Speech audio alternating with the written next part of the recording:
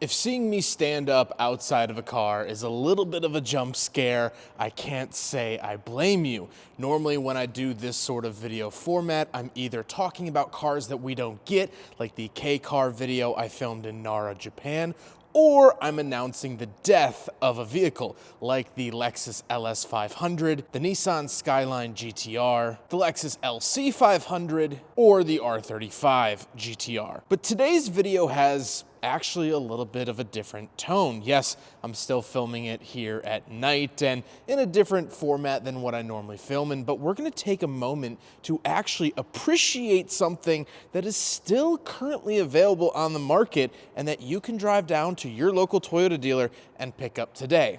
Today we're going to be talking about not only this specific GR Corolla, but GR as a whole, where it's headed, and why it's so important. So let's start off with the basics. GR, what does that mean in front of the Corolla badge? Well, GR stands for Gazoo Racing, and these are basically the higher performance versions of some of their cars. Here in the United States, we get the GR Corolla, the GR86, and the GR Supra. GR has also been spun off to a sport brand, where here in the States we get the RAV4 GR Sport, which is basically a sportier, more fun version, but doesn't really get many power adjustments. But overseas there are many GR Sports as well, like this GR Sport Land Cruiser I saw in Osaka. But we're going to be talking about the hardcore vehicles, and that also encompasses the GR Yaris, which is available outside of the United States, and the new GR GT, of which I was actually able to see at the Osaka Auto Messe. GR is actually kind of a new thing for Toyota. Only in the last decade or so have they been making GR products, and this Corolla is, I think, their crown jewel. But we'll talk about that in a second.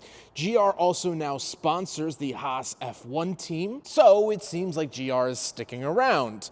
At least I hope. Toyota actually appointed a new CEO as of April 1st of 2026, and he's a more budget-oriented person. He wants to streamline everything and raise profitability for Toyota, as if Toyota of all brands needed any more money.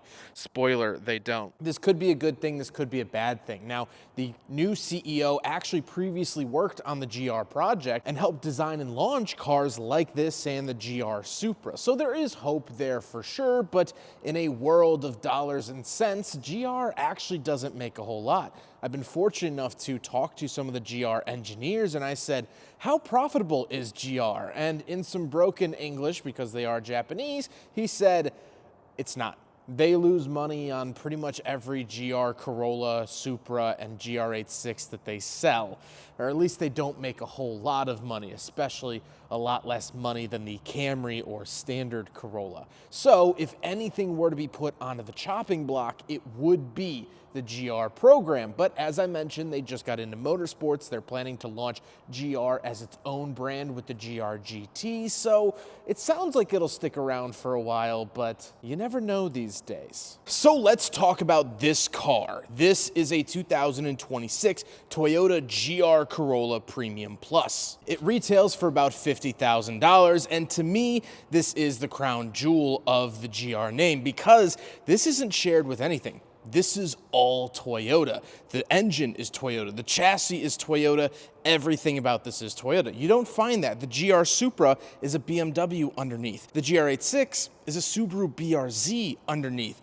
And if you really want to stretch this argument, the Yaris is actually technically a shared platform with the Mazda 2.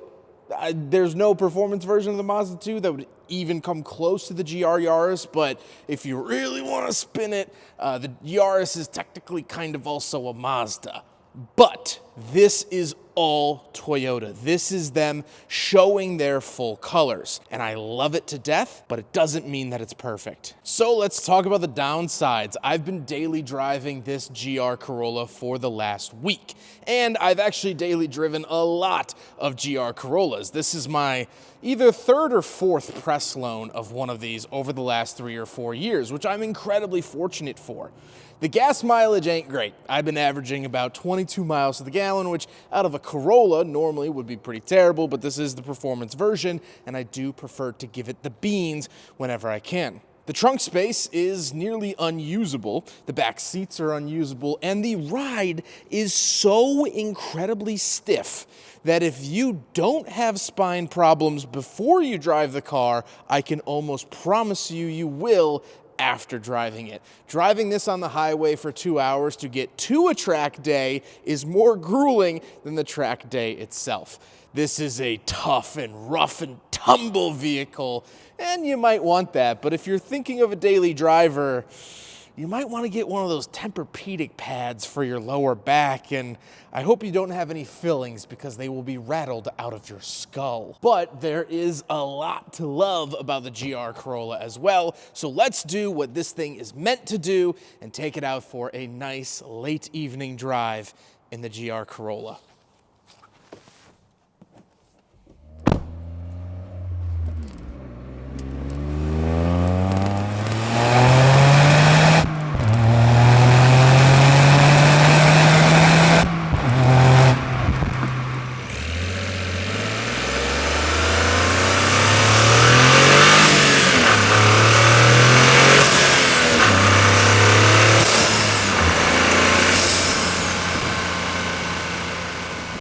So I figured I would try the camera on the outside of the car this time so you can actually see at least a little something here at night.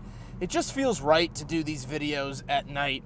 It's just sort of, fits the vibe, and that's when I enjoy these vehicles the most. No one else is out, no one's in the way, and I get to sort of unleash what I want to unleash when I want to unleash it. So why is the GR Corolla any good at all? And why is this sort of new? I've always loved the GR Corolla, but this particular week that I've had this 2026, I have fallen completely smitten for this vehicle. I am head over heels to the point where I would make it on my Mount Rushmore of favorite cars of all time. Well, there's a couple of reasons. First of all, the drivetrain. Up front is a 1.6 liter turbocharged 3-cylinder. Cranks out 300 horsepower out of a little 3-banger. That's 100 horsepower per cylinder. That's better than any Hellcat ever. And 300 horsepower is, in my opinion, the perfect number. That's sort of the golden ratio, at least in a vehicle of this size. 300 horsepower in an EV doesn't really do much for you. But it has a close ratio 6-speed manual transmission that just feels more than lovely. It is awesome. And of course, the creme de la creme with that is that this gets the all-wheel drive system. This is a rally attack monster, and I love it, love it, love it. It feels very similar to my favorite car of all time, which is the R32 Skyline GTR. Just in terms of that power, how it builds. Of course, you don't have the torque down low that you do in the R32. You're working with half the displacement and exactly half the cylinders. But the drivetrain, powertrain, driving experience is wonderful. 300 is great because I can have tons and tons of fun getting onto the highway, but I'm not really gonna get in trouble. It's a very manageable amount of power, and I've been driving this car in the rain this last week, and it has been nothing but sticky. And I never felt like I was even in any situation that I might lose traction. I tried, I begged and pleaded. I tried to get this thing to step out of line, and it just won't. Now, it does have brand new tires. This car only has 500 miles on it, but oh, it's so good. It's just so gosh darn good. But the other thing I started really thinking about here with this GR Corolla is how special this car is. And that was kind of my reason behind doing this video format, is that I think this is overlooked because it is the GR Corolla. You think, oh, Corolla, my dad has a Corolla, my mom has a Corolla, blah, blah, blah. This is really, truly something special, and I don't think people realize how special it is. There's something about when I get into the car, there's a little song and dance that I do. Because it resets every time I get in, I put it into sport mode, I put on IMT, which is the auto rev matching, and I set the differential to track mode, which will set it to 50-50 distribution. That's how I prefer. And whenever I got into this car, it felt like I was a fighter pilot getting ready to go onto a mission. I liked having that little startup sequence. It gave the car personality. It gave the car a task. It felt like a weapon more than it felt like a car. And that's what I really enjoyed. It felt special. The fact that this is a 3-cylinder making numbers that 4 cylinders wish that they could is special. The fact that you drive around with one less cylinder than basically everyone else on the road, at least. The fact that I'm even drawing a similarity between this and the R32, which had twice the cylinders, is insane. That Toyota is punching up above their weight class with this engine. It is diabolical in the best ways possible. And this car has something that almost no other Toyota currently available has, which is personality. Yeah, no other Toyota product has personality. It's always, always, always appliance, appliance, appliance. This actually has something. When you start it up, it is very angry. It feels like you're waking the bear from slumber. It idles rough. It has to wipe the crusties out of its eyes, and it doesn't want to. The cold starting this car feels like a Monday morning, no matter what day of the week it is. And I kind of like that. Driving it around town, you chuck it up into 6th gear too quickly, and it does bog down. It takes a second to build the boost. It has this sort of playful banter, as if almost to double check your homework, saying, "You sure? You sure you want to floor it? All right, I'll give you everything that I have." And it's such an engaging driving experience. The clutch is so great because it actually has feedback. It's hydraulic. It's not this on-off switch that a lot of other Toyota manuals have had in the past. The shifter is great and wonderful. All of this together is just a symphony of what I love most about driving. I love engaging all of my senses. I love being a part of that symphony. When you drive an automatic GR Supra, you put your foot down, you go forward a little bit faster. But this, you have to work night and day to get it to do the thing. Now, they do sell these in automatic, and I have driven them in automatic, and they're fine. They do the job. I like the automatic enough. Can I say it's the best way to experience this car? No, but of course there are situations that call for that. Some people don't have the use of their left leg. Some people have to share their car with a spouse or sibling. Not everyone has the luxury of learning stick shift these days. So the automatic definitely has a place, but if you want to experience what the GR Corolla is really truly all about, you gotta drive the manual. That's just my personal feelings.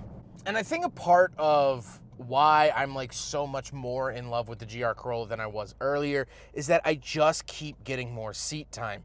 Not only have I driven this on 2 different racetracks, I've driven the Roval down in North Carolina, and I've driven it on Sonoma, 2 world-renowned racetracks that have been on my bucket list since I was a kid. I've driven this car on both, and it is incredibly responsive. It's wonderfully fun, and I never felt like the car was too much or too difficult for a novice on track like myself. I'm not Speed Racer. This car felt like the right tool for the job and not overkill and certainly not underkill. I've also been loaned 4 GR Corollas. I've spent a cumulative month of my life driving GR Corollas daily. I'll put up on screen now how many miles I've racked up just in my personal life in only GR Corollas. So driving this car has just been so incredibly special, and I think it's important to recognize that while we still have that ability, you can go buy one of these 0 miles with a warranty. Most of the time when I do this style of video, it's always a retrospective of, oh, days gone by, I wish we could still find a car like this, or you're not going to be able to find a car like this in the coming months. But that's not the case here with this video. Go down to your local dealer and go find one, because I think you'll really, really enjoy it. While I do think GR is going to stick around for a long time, and I'm excited about that, I also don't want to take it for granted. I truly believe that we are in a golden era of Toyota performance vehicles. It might not seem like it, but we are. We get a Toyota Supra, we get a GR Yaris. Elsewhere in the world, it's sort of the forbidden fruit for us Americans, but I was lucky enough to drive one in Tokyo this year and absolutely fell in love. We get the GR86, which is an incredible entry-level rear-wheel drive manual sports car. And we're getting the GR GT, a supercar halo car. We're getting more GR products. We're getting GR badged vehicles that add excitement to everyday drivers. And allegedly, at the time of filming, there's probably more info out now by the time the video's released. Apparently, they're going to bring back the Celica. If they bring back the Celica here in the States, a 4 sports car lineup, that is very, very impressive. And I just wanted to make this video so we don't take that for granted. People always say, I wish I knew I was in the good old days when I was still in them. We are in the good old days. I think in 20, 30 years, when we look back on this era of Toyota and cars like this, it's gonna be very, very special because this is a special car. And that is undeniable, and that is why the GR Corolla is now on my Mount Rushmore of greatest cars. I hope you guys enjoyed the video. Huge thank you to Toyota for loaning me this vehicle for the last week to drive. Huge thank you to Drive Shop for facilitating the cleaning and delivery of this vehicle. And of course, the Midwest Automotive Media Association for connecting all of the dots. But until next time, take care, everyone.